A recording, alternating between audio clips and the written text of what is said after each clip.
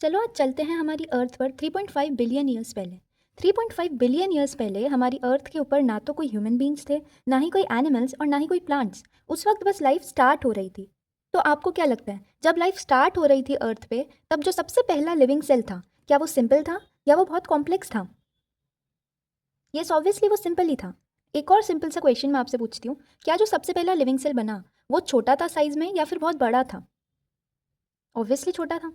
तो जो सबसे पहला सेल नेचर में आया लिविंग सेल, वो छोटा भी था और सिंपल भी था कंपैरेटिवली। जो आज हमें सेल्स देखने को मिलते हैं ह्यूमन बींग्स में, प्लांट्स में, एनिमल्स से, उन सब के कंपैरिजन में काफ़ी सिंपल सेल था उस समय पे। तो आज हम एक दिन के लिए आपको नेचर अगर बना दें, यानी आपके पास में वो कंट्रोल दे दें कि आपको दुनिया का सबसे पहला लिविंग सेल डिज़ाइन करना है, तो आप उसमें क्या क्या करोगे? हमें ये दो चीज़ें हमेशा ध्यान रखनी है। एक तो ये कि दुनिया का सबसे पहला लिविंग सेल सिंपल है ऑर्गेनाइजेशन में, और दूसरी बात कि वो स्मॉल है। इन्हीं दो बातों को हम ध्यान रखते हुए अपना एक पहला जो लिविंग सेल हम किस तरीके से बना सकते हैं वो डिज़ाइन करेंगे। तो सबसे पहले हमें जो सिंपलेस्ट सेल बनाना है, उसमें पहली चीज़ आप क्या रखोगे?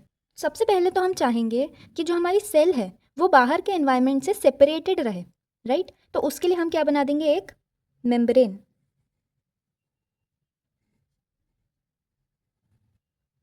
तो ये हमने बना दी एक मेम्ब्रेन। ये मेम्ब्रेन के अंदर वो सेल है, मेम्ब्रेन से बाहर क्या है, इन्वायरमेंट है। तो ये मेम्ब्रेन क्या कर रही है, इस सेल को सेपरेट करने का काम करती है बाहर के एनवायरनमेंट से, राइट? ठीक, पहली चीज़ हमने ये बना दी। इसको हमने नाम दिया है प्लाज्मा मेम्ब्रेन का।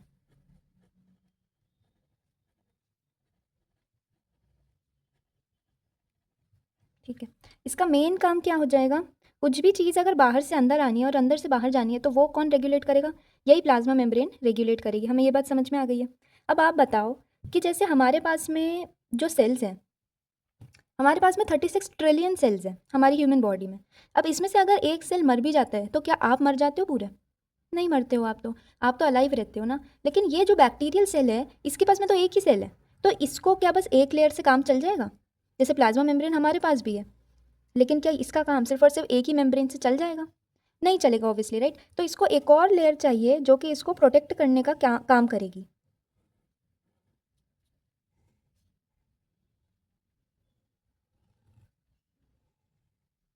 और इस लेयर को हमने बोल दिया है कि ये क्या है, इसकी सेल वॉल है। वॉल है यानी ये इसको और ज़्यादा प्रोटेक्ट करने का काम करेगी। इसके अंदर अगर पानी बहुत ज़्यादा भर जाए तो उसको बर्स्ट नहीं होने देगी। यानी ऑस्मोटिक रेगुलेशन का काम भी कौन करेगी? ये सेल वॉल। अब एक और चीज़ हमें पता है कि ये जो बैक्टीरियाज होते हैं, प्रोकैरियोटिक सेल्स होते हैं, ये किस जगह पर रहते हैं? ये दुनिया की सबसे हार्शेस्ट कंडीशंस में भी रह सकते हैं। ये हमने पिछले लेक्चर में पढ़ा था। तो ये हर जगह रह सकते हैं, गर्म से गर्म जगह में, ठंडी से ठंडी जगह में, आपकी बॉडी के अंदर, आपकी बॉडी के ऊपर, हर जगह पर ये बैक्टीरियाज रहते हैं। तो ये बैक्टीरियाज अगर इतने हार्शेस्ट कंडीशंस को भी सर्वाइव कर पाते हैं, तो क्या इनके पास में बस ये दो ही चीज़ें होती होंगी? इनके पास में एक और हार्ड लेयर भी तो होती होगी, राइट? तो हम बना देंगे एक तीसरी लेयर।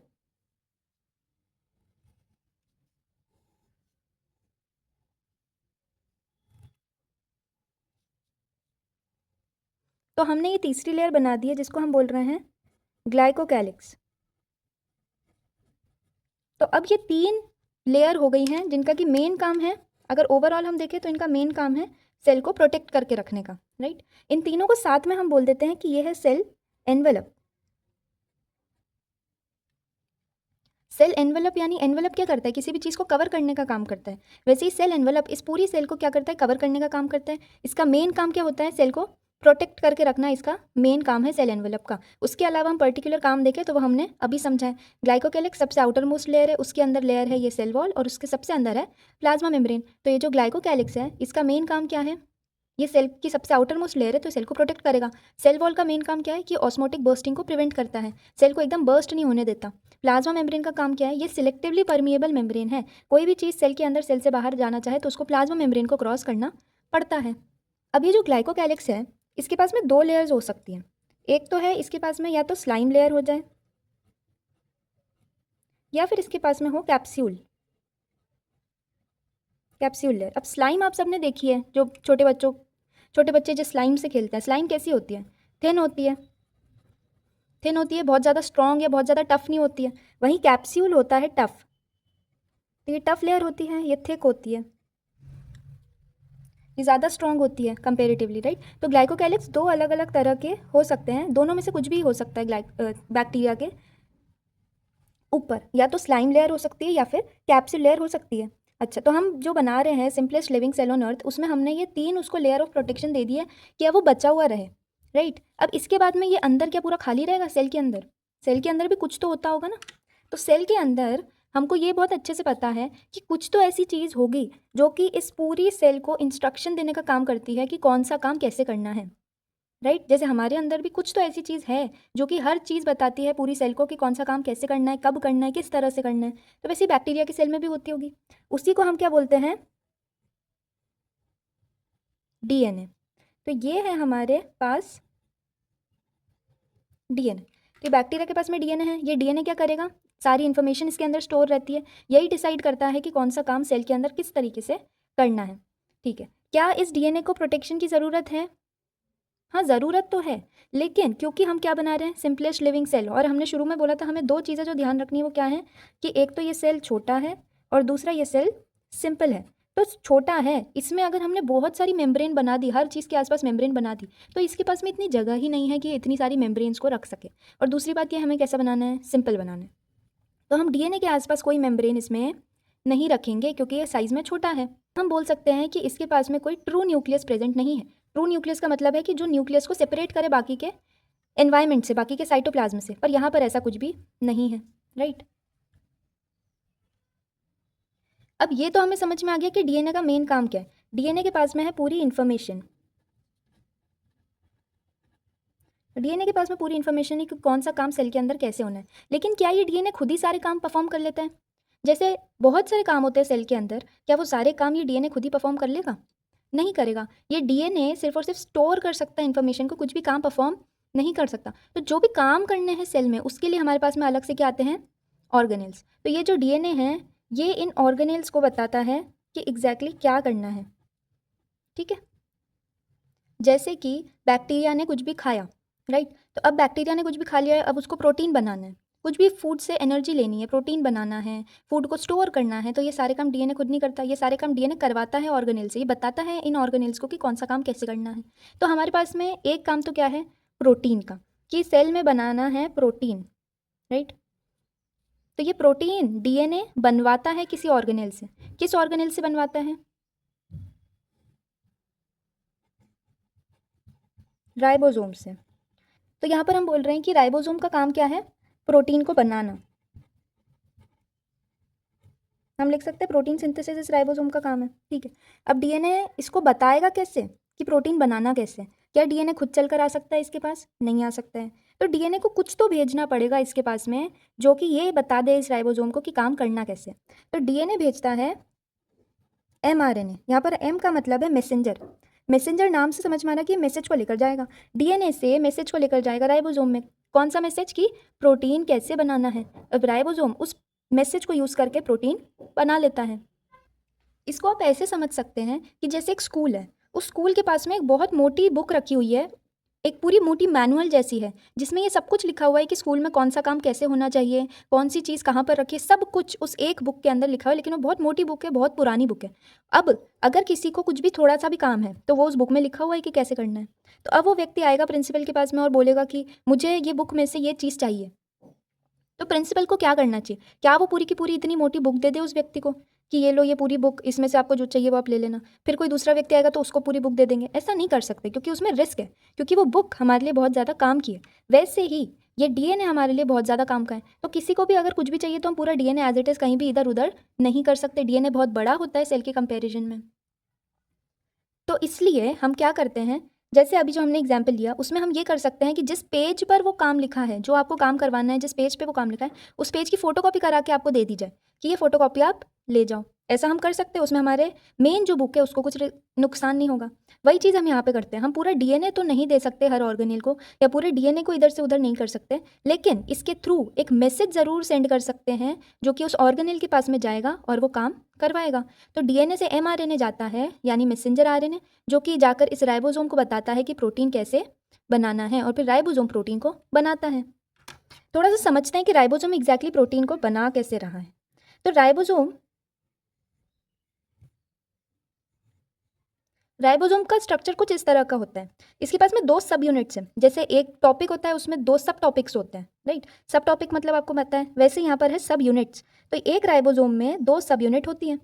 एक ऊपर की सब यूनिट है जिसको हमने नाम दिया है 50S, एक नीचे की सब यूनिट है जिसका हमने नाम दिया 30S।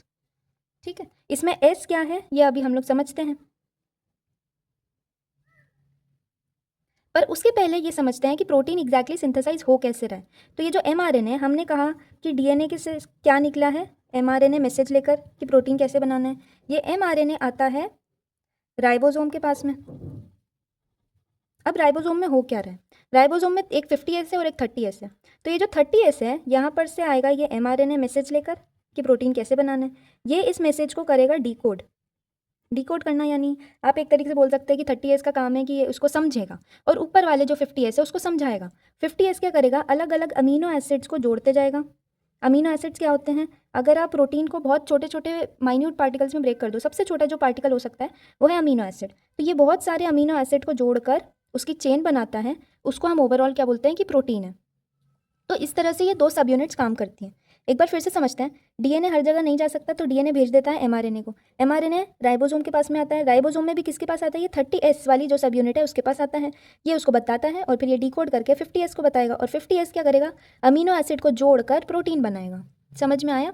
अब समझते हैं 50S और 30S क्या है। देखो यहाँ पे S का मतलब है स्वेडबर्ग यूनिट।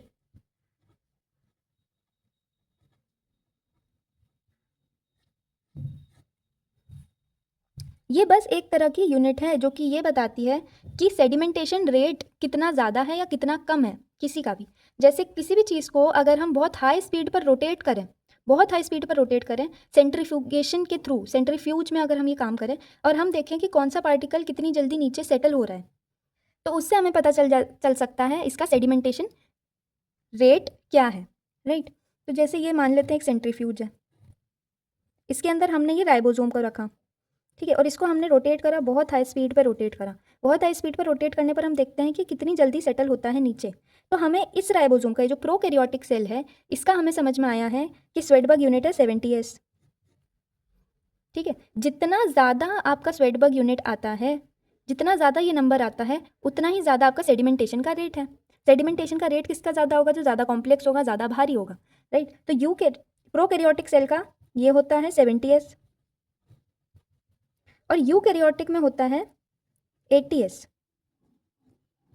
ये आपको चीज़ समझ में आई कि 80S यूकैरियोटिक का क्यों है, 70S प्रोकैरियोटिक का क्यों है, क्योंकि ये कंपेरेटिवली कॉम्प्लेक्स है। यूकैरियोटिक के पास में जो राइबोसोम है वो कॉम्प्लेक्स है और ज़्यादा भारी भी है कंपेरेटिवली, और प्रोकैरियोटिक में थोड़ा सिंपल है राइबोसोम, इसलिए इसका 70S है। अच्छा, अब यहाँ पे देखते हैं 50 और 30 को अगर हम प्लस करें तो क्या आता है, 80 आता है। तो फिर प्रोकैरियोटिक सेल का 70S क्यों है, तो इसके पीछे ये रीज़न है कि ये एडिटिव क्वांटिटी नहीं है। यानी इसको एक एग्जांपल से समझते हैं। 2 लोग अगर रेस लगा रहे हैं और एक व्यक्ति भागता है 60 किलोमीटर पर आवर की स्पीड पे और दूसरा व्यक्ति भागता है 40 किलोमीटर पर आवर की स्पीड पे। अब क्या हम ऐसा बोल सकते हैं कि ये दोनों अगर हाथ पकड़ के भागेंगे तो ये 100 किलोमीटर पर आवर की स्पीड पे भाग सकते हैं, क्योंकि 60 और 40 तो 100 होता है। हम ऐसा नहीं बोल सकते, ये एडिटिव चीज़ है ही नहीं। वैसे ही यहाँ पर ये ऐड करने की बात है ही नहीं। अगर इन दोनों सब यूनिट को अलग अलग करके हम यहाँ पर हाई फोर्स पर अगर हम रोटेट करें तो हम देखते हैं कि सबसे धीरे जो आता है वो है 30S, उससे जल्दी आ जाता है 50S नीचे, और इन दोनों को साथ में अगर करें तो 70S के रेट पर ये सेडिमेंट होता है। I hope you have got this कि यहाँ पर 70S हम क्यों बोल रहे हैं और 50S क्या है, 30S क्या है। तो अभी तक हमने जो लिविंग सेल डिज़ाइन किया है उसमें हमने बोल दिया कि इसके पास में लेयर्स होनी चाहिए जो कि इसको प्रोटेक्ट करे, तो उसको हमने बोल दिया सेल एनवेलप है। ग्लाइकोकैलिक्स आउटर मोस्ट है, फिर सेल वॉल है, फिर प्लाज्मा मेम्ब्रेन है। ग्लाइकोकैलिक्स 2 तरह की लेयर हो सकती है, स्लाइम लेयर या capsule layer. Capsule layer tough है, ये थोड़ी उतनी टफ नहीं है, ये थिन है और सिंपल है। फिर हमने बोला कि इसके अंदर कुछ तो ऐसा होता होगा जो कि पूरी इन्फॉर्मेशन स्टोर करे, तो उसमें हमने बोला कि वो काम करता है डीएनए। डीएनए के आसपास कोई भी प्रॉपर मेम्ब्रेन प्रेजेंट नहीं है, क्यों, क्योंकि हमारा सेल कैसा होना चाहिए, स्मॉल और सिंपल। तो उसके लिए हम इसके आसपास में कोई भी मेम्ब्रेन नहीं बनाते हैं, तो इसके पास में कोई ट्रू न्यूक्लियस नहीं है। उसके बाद में हमने कहा कि जो बाकी के काम है सेल के वो कौन कर रहा है, तो वो डीएनए तो खुद नहीं कर सकता, वो ऑर्गेनेल से करवाता है। ऑर्गेनेल के पास में इंफॉर्मेशन एमआरएनए लेकर जाता है, जैसे राइबोसोम है, तो राइबोसोम का काम है प्रोटीन को सिंथेसाइज करना। तो प्रोटीन सिंथेसिस कैसे होगी, डीएनए से मैसेज आएगा एमआरएनए के थ्रू राइबोसोम के पास, और फिर राइबोसोम बना लेता है क्या, प्रोटीन।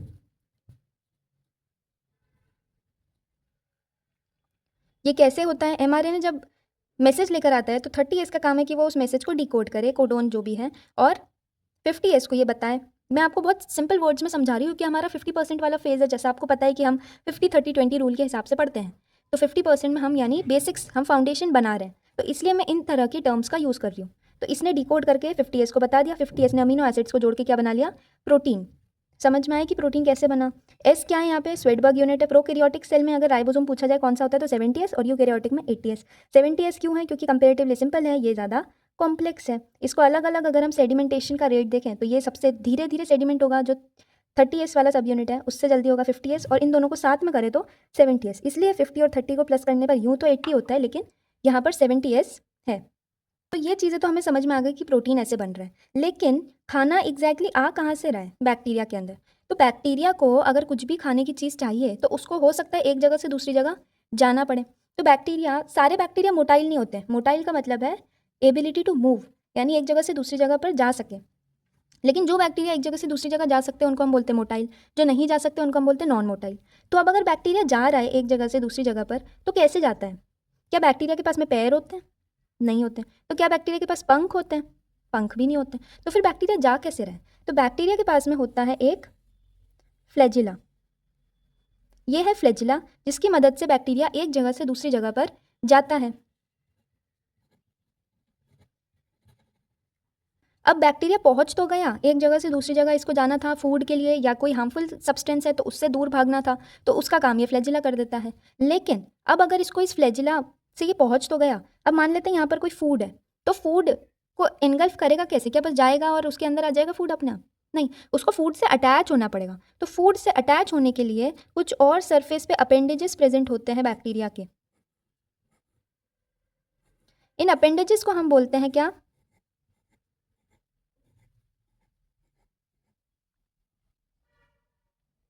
इनको हम बोलते हैं फिम्ब्रे।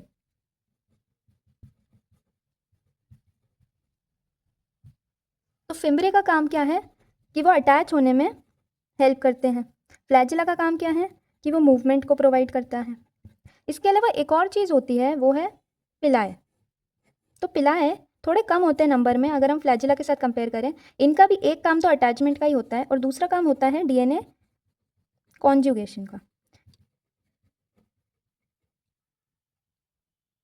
अब आप बताओ कि बैक्टीरिया ने खाना तो अटैच हो लिया, वो फिम्ब्रे की मदद से, फ्लैजिला की मदद से मूव होकर खाने तक पहुंचा, फिम्ब्रे की मदद से अटैच हो गया और एनगल्फ कर लिया। उसको खाना बना लिया किसने? राइबोसोम ने प्रोटीन्स को सिंथेसाइज कर लिया। अब अगर बैक्टीरिया के पास में ज़्यादा खाना है तो बैक्टीरिया क्या करेगा?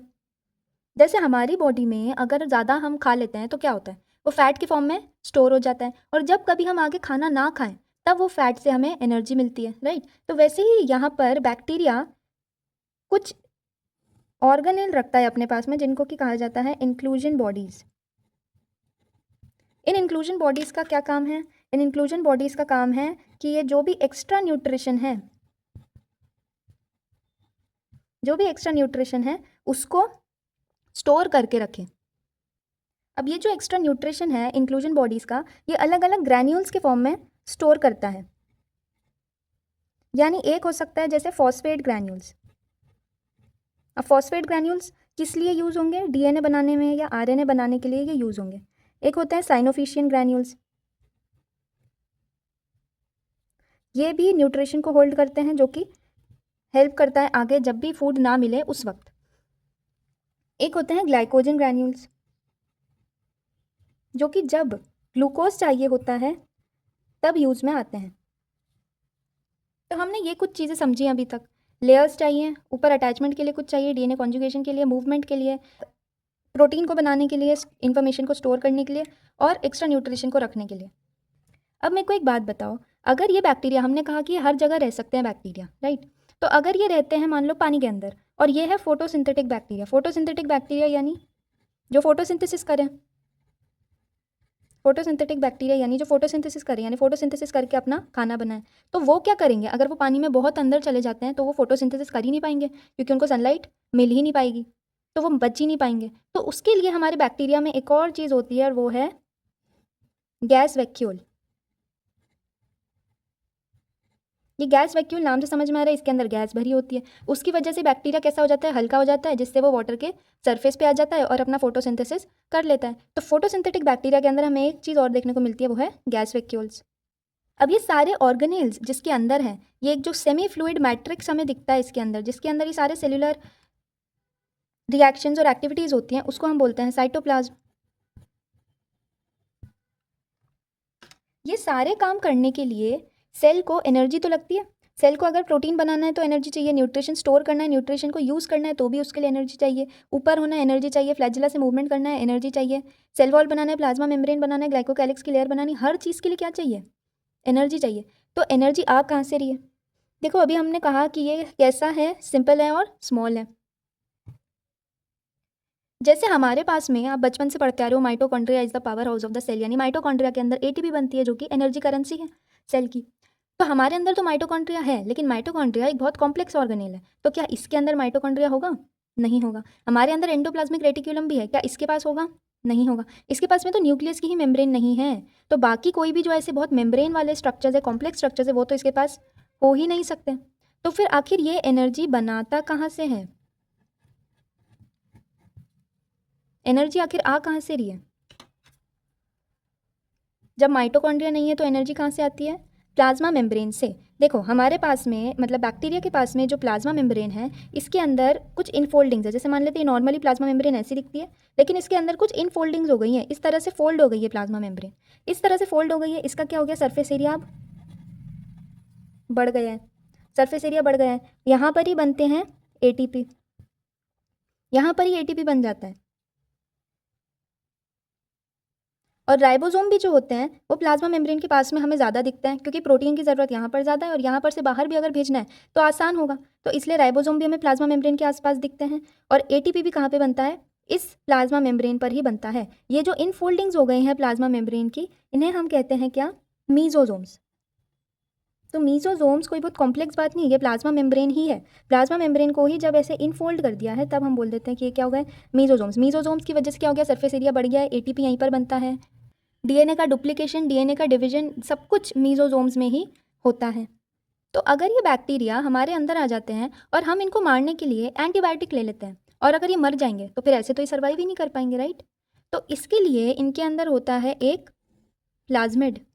प्लाज्मिड क्या होता है, सर्कुलर डीएनए होता है, ये तो मेन डीएनए है ही। इसके अलावा कुछ सर्कुलर डीएनए होते हैं सेल के अंदर, प्रोकैरियोटिक सेल के अंदर,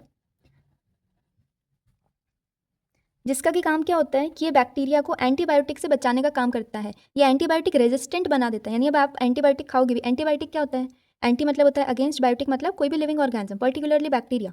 तो एंटीबायोटिक हम लेते हैं बैक्टीरिया को किल करने के लिए, लेकिन अगर किसी बैक्टीरिया के पास में ये प्लाज्मिड है तो वो हो जाता है एंटीबायोटिक रेजिस्टेंट, यानी अब एंटीबायोटिक इसके ऊपर कोई असर नहीं दिखा सकती, ये मर नहीं सकता। तो उसके लिए हमारे पास में है क्या, प्लाज्मिड।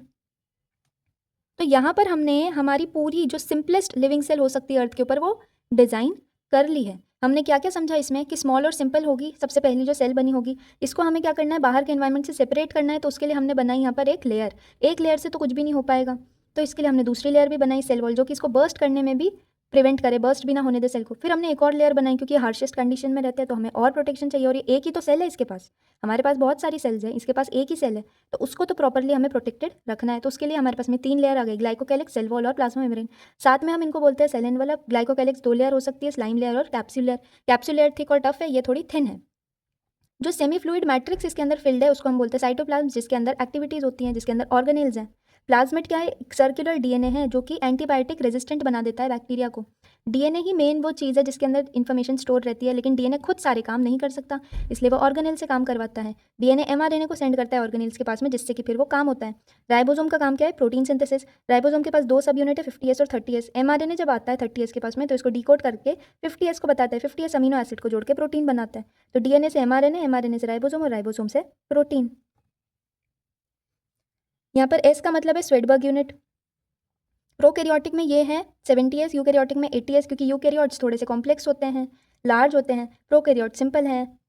ये बस एक तरह का सेडिमेंटेशन यूनिट है कि जब हम इसको सेंट्रीफ्यूज करें, बहुत हाई स्पीड पर रोटेट करें, तो कितनी जल्दी सेडिमेंट होगा, कितनी जल्दी नीचे आएगा। तो जितना बड़ा नंबर है उतना ही जल्दी वो नीचे आएगा, जितना छोटा नंबर है उतना ही वो लेट सेडिमेंट होगा। ये सारा काम करने के लिए एनर्जी कहाँ से आती है? इसके पास माइटोकॉन्ड्रिया तो होता ही नहीं है, तो एनर्जी आती है प्लाज्मा मेम्ब्रेन से। प्लाज्मा मेम्ब्रेन में ही कुछ इनफोल्डिंग्स हो गई होती हैं जिसको कि हम बोलते हैं मीजोसोम्स, जिसमें एटीपी बनता है, यहाँ पे सरफेस एरिया बढ़ जाता है। बहुत सारे काम मीजोसोम्स करता है।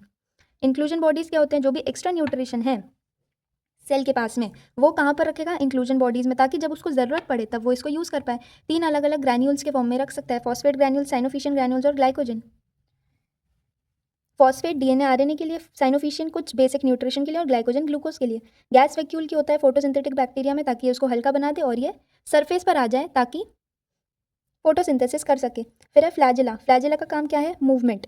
बैक्टीरियल सेल को एक जगह से दूसरी जगह ले जाने का काम फ्लैजिला करता है, क्योंकि इसके पास पैर नहीं है, पंख नहीं है, तो फ्लैजिला है। फिम्ब्रे क्या करता है? अटैच करने का काम करता है किसी भी सरफेस से, किसी भी फूड से। पिलाई का मेन काम डीएनए कॉन्जुगेशन और अटैचमेंट है। इनमें डिफरेंस क्या है? फिम्ब्रे ज़्यादा होते हैं नंबर में, जैसे आपको दिख रही है, ये सब मैंने फिम्ब्रे ही ड्रॉ करे हैं, तो फिम्ब्रे ज़्यादा होते हैं, पतले होते हैं कंपेरेटिवली, और पिलाए बड़े होते हैं और थोड़े थिक होते हैं, राइट। तो ये हम लोगों ने पढ़ा हमारे प्रोकैरियोटिक सेल का बेसिक्स, यानी फाउंडेशन फेज हमारा यहाँ पर खत्म होता है। इसके बाद में हम जाएंगे हमारे 30% यानी मास्टरी फेज में, जिसमें हम एनसीईआरटी और प्रीवियस ईयर क्वेश्चन सॉल्व करेंगे और सब कुछ डिटेल में और ज़्यादा डिटेल में समझेंगे। तो अब समझते हैं एनसीईआरटी। सबसे पहले हमारा टॉपिक का नाम है प्रोकैरियोटिक सेल। प्रो का मतलब होता है प्रिमिटिव और कैरियन का मतलब होता है न्यूक्लियस। तो प्रोकैरियोटिक सेल्स वो सेल्स हैं जिनमें कि न्यूक्लियस प्रॉपरली डेवलप्ड नहीं है, यानी ये इनके पास में ट्रू न्यूक्लियस नहीं है, प्रॉपर न्यूक्लियर मेम्ब्रेन नहीं है। जो डीएनए है वो सिंपली साइटोप्लाज्म में ही फ्लोट करता है।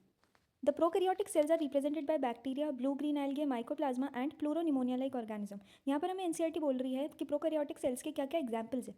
तो 4 एग्जाम्पल्स हमें यहाँ पे दिए हैं: bacteria, blue green algae, mycoplasma और प्लूरोनिमोनिया-लाइक ऑर्गेनिज्म। माइकोप्लाज्मा का ही पहले का नाम है pleuropneumonia like organism. They are generally smaller and multiply more rapidly than the eukaryotic sales.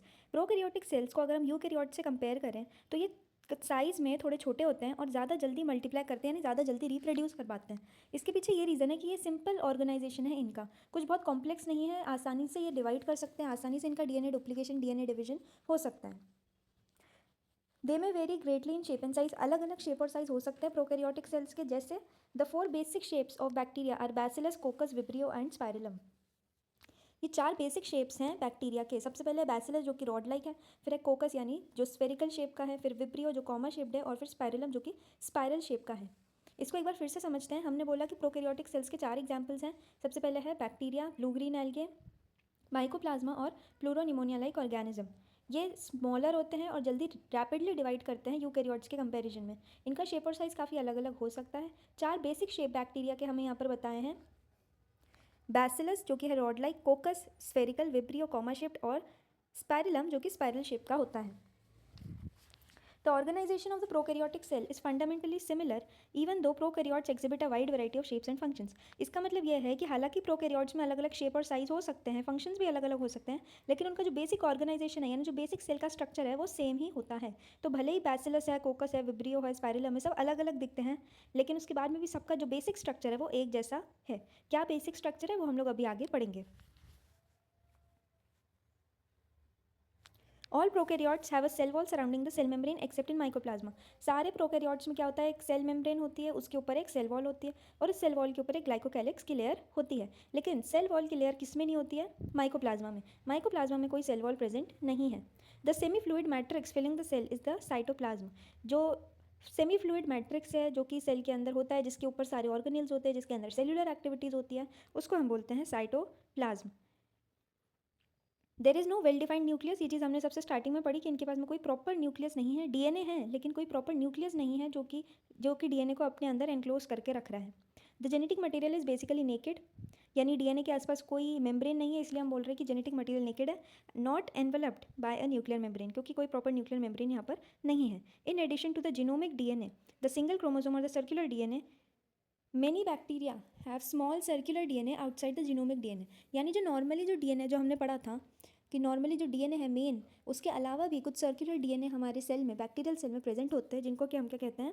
Plasmid कहते हैं। The smaller DNA outside the genomic the smaller DNA are called plasmids. इसको हम प्लाज्मिड कहते हैं। The plasmid DNA confers certain unique phenotypic characters to such bacteria, यानी कुछ अलग observable characters ये देता है बैक्टीरिया को, जिसमें से एक हमने पढ़ा था resistance to antibiotics. One such character is resistance to antibiotics. हम हायर क्लासेस में पढ़ेंगे कि प्लाज्मिड डीएनए को कैसे यूज़ करते हैं बैक्टीरियल ट्रांसफॉर्मेशन में। उसके बाद में आ जाता है nuclear membrane is found in eukaryotes. Obvious है यूकैरियोट्स जिसमें कि प्लांट्स, एनिमल्स, ह्यूमन बींग्स आ जाते हैं, उनके अंदर न्यूक्लियर मेम्ब्रेन प्रेजेंट होती हैं। No organelles like the ones in eukaryotes are found in prokaryotic cells except for ribosomes. कोई से भी ऑर्गेनेल्स जो हमें दिखते हैं यूकैरियोट्स में वो हमें एक्जैक्टली सेम प्रोकैरियोट्स में नहीं देखने को मिलते हैं, ये हमने अभी समझ लिया था। सिर्फ और सिर्फ एक ही ऐसा ऑर्गेनेल है जो कि कॉमन है और वो है राइबोसोम्स। राइबोसोम्स का काम क्या होता है? प्रोटीन सिंथेसाइज करना। Prokaryotes have something unique in the form of inclusions. A specialized differentiated form of cell membrane called mesosome is the characteristics of prokaryotes. They are essential infoldings of the cell membrane. यहाँ पर हम बोल रहे हैं कि prokaryotes में कुछ inclusions है, कुछ ऐसी चीज़ें हैं जो कि यूकैरियोट्स के पास में नहीं है, और वो क्या है? मीजोजोम। मीजोजोम क्या होता है? हमने पढ़ा था प्लाज्मा मेम्ब्रेन में जो इनफोल्डिंग्स हो जाती हैं उसको हम मीजोजोम बोलते हैं, और यही मीजोजोम में एनर्जी बनती है, इसी मीजोजोम में सेल वॉल का सिंथेसिस होता है, और इसी मीजोजोम में डीएनए डुप्लीकेशन वगैरह भी होता है। अब आ जाता है cell envelope and its modifications. Most prokaryotic cell, particularly the bacterial cell, have a chemically complex cell envelope. ज़्यादातर prokaryotic cell में स्पेशली जो बैक्टीरिया की सेल है उसके पास में कॉम्प्लेक्स सेल एनवेलप होता है। कॉम्प्लेक्स क्यों? क्योंकि हमने पढ़ा था कि इसके पास में 3 लेयर्स हैं सेल एनवेलप में। 3 लेयर्स कौन कौन सी हैं? प्लाज्मा मेम्ब्रेन, उसके ऊपर सेल वॉल, और सबसे बाहर glycocalyx. The cell envelope consist of a tightly bound 3 layered structure. यही हमने बोला कि 3 लेयर होती हैं। The outermost glycocalyx followed by the cell wall and then the plasma membrane. यही चीज़ हमने बोली, सबसे बाहर ग्लाइकोकैलिक्स है, उसके अंदर है सेल वॉल, और सबसे अंदर है plasma membrane. Although each layer of the envelope performs distinct function, they act together as a single protective unit. हालांकि इन तीनों के अलग अलग काम हैं, लेकिन इन तीनों को अगर हम साथ में देखें तो इनका एक जो मेन काम है वो है सेल को प्रोटेक्ट करके रखने का।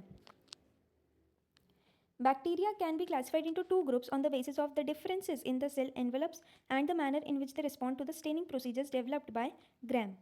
तो बैक्टीरिया अलग अलग 2 ग्रुप में हम इनको क्लासीफाई कर सकते हैं इस बेसिस पर कि उनकी सेल वॉल कैसी है या सेल एनवेलप में क्या डिफरेंस है।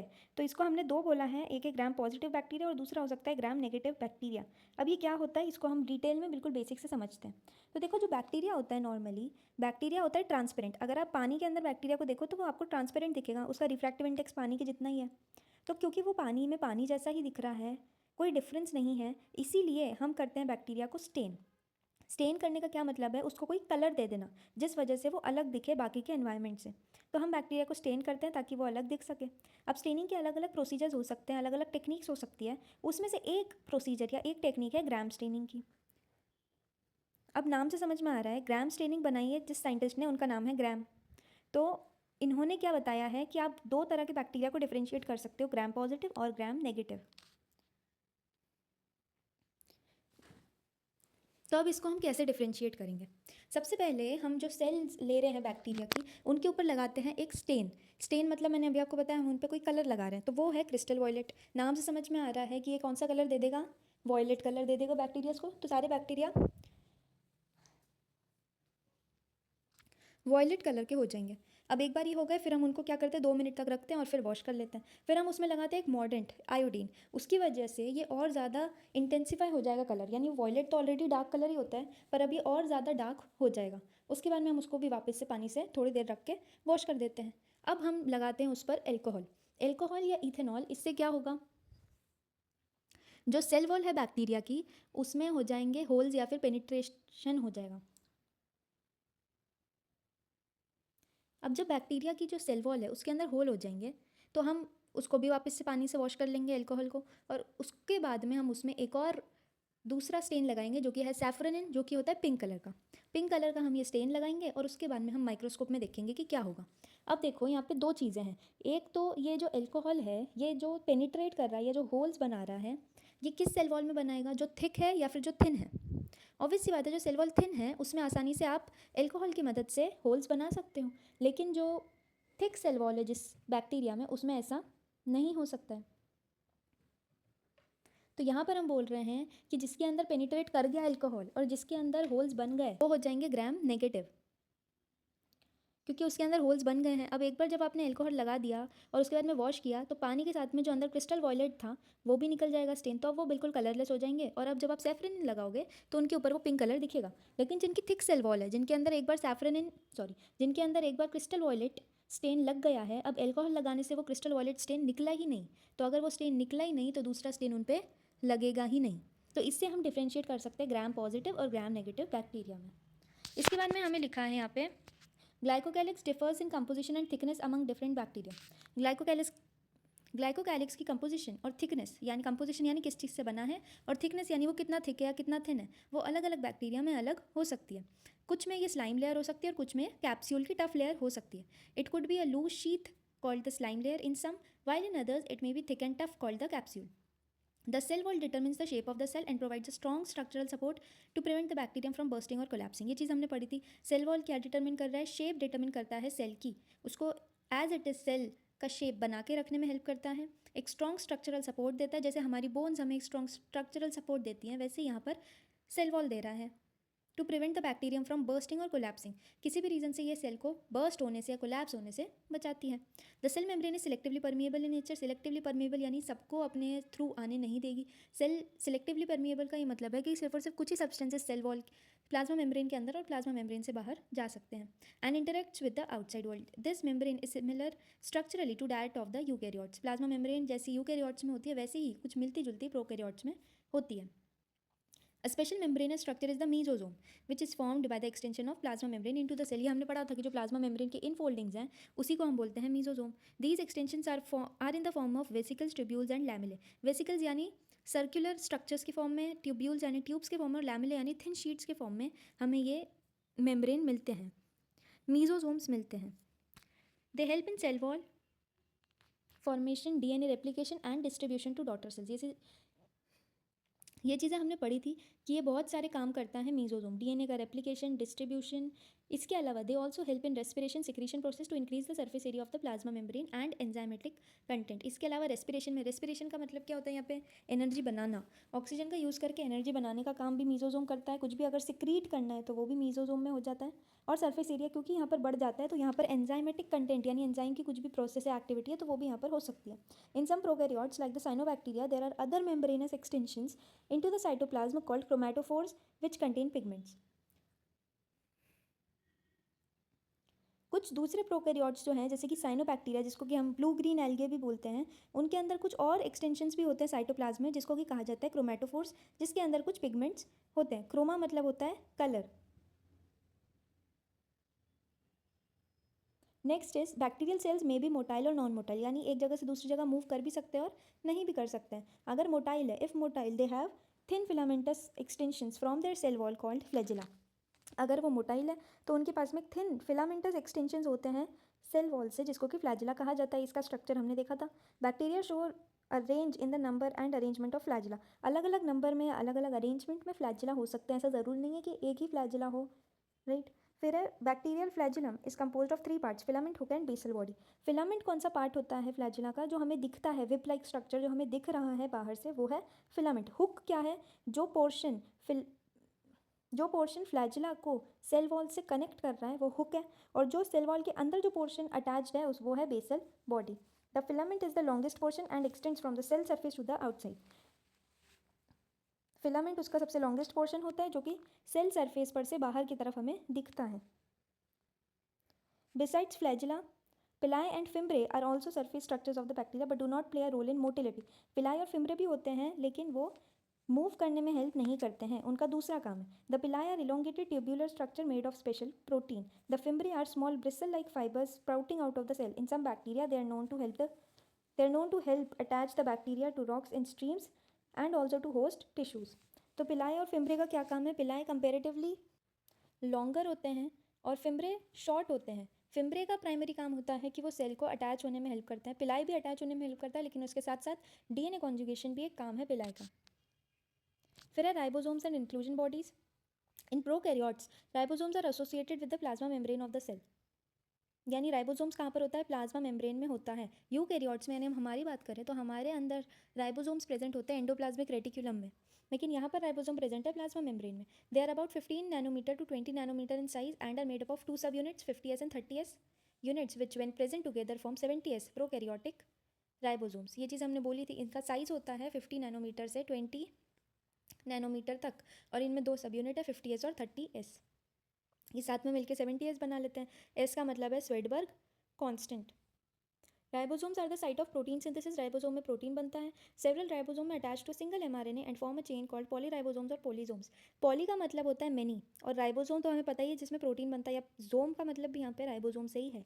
तो एक ही जो mRNA है जो कि DNA से मैसेज लेकर आया है, उस एक ही mRNA के मैसेज को रीड कर करके बहुत सारे राइबोसोम्स प्रोटीन बना सकते हैं। इसी को हम बोलते हैं पॉलीराइबोसोम या polysome. The ribosome of a polysome translate the mRNA into protein. ये हमें पता है, mRNA की मैसेज को रीड करके और फिर प्रोटीन बना देता है। नेक्स्ट है inclusion bodies. Reserve material in prokaryotic cells are stored in the cytoplasm in the form of inclusion bodies. जो भी रिजर्व मटेरियल है, जो भी एक्स्ट्रा खाना है प्रोकैरियोटिक सेल के पास में, उसको हम इंक्लूजन बॉडीज़ में रखते हैं। इनके पास में कोई प्रॉपर मेम्ब्रेन नहीं है और फ्रीली साइटोप्लाज्म में ये रहते हैं, क्योंकि हमें पता है कि ये प्रोकैरियोटिक सेल सिंपल और स्मॉल स्ट्रक्चर का होता है। अलग अलग जो इंक्लूजन बॉडीज़ हो सकते हैं वो क्या है? फॉस्फेट ग्रैन्यूल्स, साइनोफिशियन ग्रैन्यूल्स और ग्लाइकोजन ग्रैन्यूल्स। फॉस्फेट ग्रैन्यूल्स किस लिए चाहिए? डीएनए और आरएनए के लिए। साइनोफिशियन ग्रैन्यूल्स कुछ न्यूट्रिशन के लिए और ग्लाइकोजन ग्रैन्यूल्स ग्लूकोज के लिए। Gas vacuoles are present in blue, green and purple and green photosynthetic bacteria. तो जो फोटोसिंथेटिक बैक्टीरियाज हैं उनके अंदर हमें गैस वैक्यूल्स देखने के लिए मिलते हैं।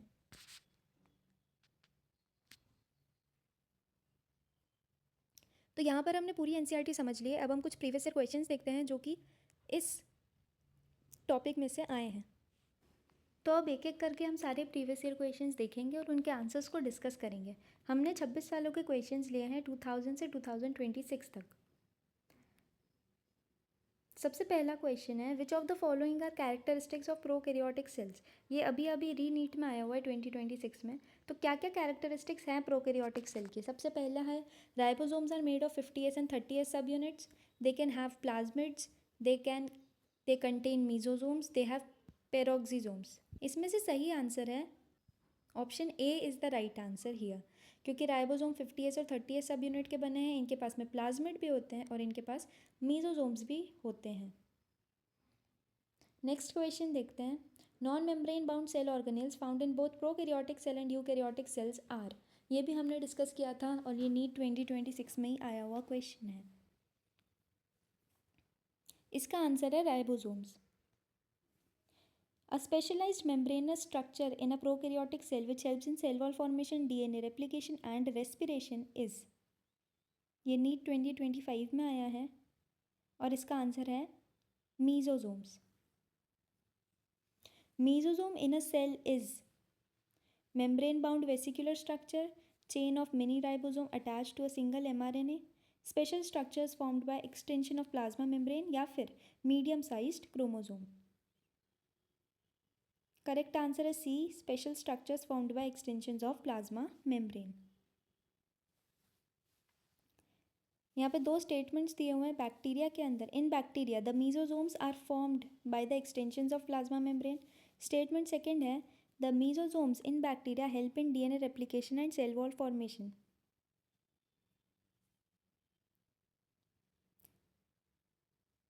इसका आंसर है C, both statement 1 and 2 are correct.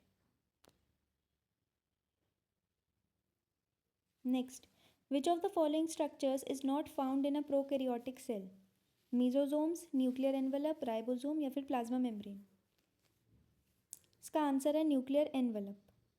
Last question है, the term glycocalyx is used for bacterial cell glyco engineer to possess N-glycosylated protein, a layer between cell wall and membrane of bacteria, a layer surrounding the cell wall of bacteria या फिर cell wall of bacteria।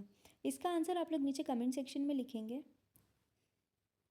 और इसके साथ में हमारा ये जो 30% mastery phase है ये भी कंप्लीट होता है। अब जो लास्ट 20% का फेज़ है जिसमें हम परफेक्शन की तरफ जाते हैं, उसमें हम दो चीज़ें करते हैं, एक है MCQ प्रैक्टिस और दूसरा है एक्टिव रिकॉल। तो एक्टिव रिकॉल के लिए आपको क्या करना है, एक ब्लैंक शीट लेना है और उसके ऊपर आपको वो सब चीज़ें लिखने की कोशिश करनी है जो भी आपको याद आती हैं आज के लेक्चर से। जितनी चीज़ें याद आती हैं आप लिखें, बाकी की चीज़ें आप NCERT में से और इन नोट्स में से देखकर कंपेयर कर सकते हैं और याद कर सकते हैं। MCQ प्रैक्टिस के लिए मैंने ऑलरेडी टेलीग्राम ग्रुप पर बहुत सारे MCQs इस टॉपिक पे से प्रोकैरियोटिक सेल पर से अपलोड कर दिए हैं। आप अभी टेलीग्राम ग्रुप ज्वाइन कर लो और वहाँ पर से आप क्वेश्चंस प्रैक्टिस कर सकते हो। अगर किसी भी रीज़न से टेलीग्राम की लिंक ओपन नहीं होती है तो आप टेलीग्राम पर सर्च कर सकते हो बायोडिकोडेड ऑफिशियल और वहाँ पर से आप वो क्वेश्चंस को डाउनलोड कर सकते हो और प्रैक्टिस कर सकते हो। और जो भी आप एक पेज जो भी आप बनाओगे एक्टिव रिकॉल के लिए, जो आप लिखोगे वो भी आप टेलीग्राम पर सेंड कर सकते हो।